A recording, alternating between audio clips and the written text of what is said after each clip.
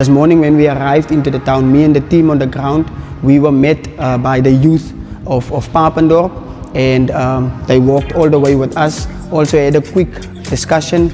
They showed us a lovely community garden here that we can obviously support them with our initiative. We are very glad for the initiative of Jacob's Ladder, who approached us to give our communities a better solution to uplift our youth, and that is what Jacob's Ladder is all about. I'm going to encourage every youth of Matikama to follow Jacob's Ladder and to see what they are all about.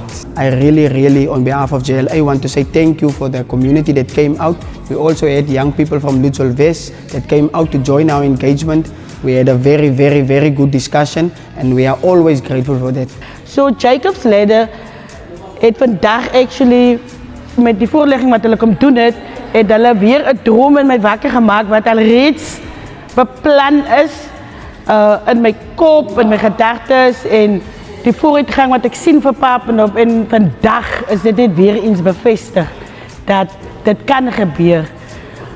So is nuwe hoop vir ons, want die jeug is werkloos. Papendorp self is 'n werklose dorpie. Ons gaan verskriklik gebuk onder werkloosheid.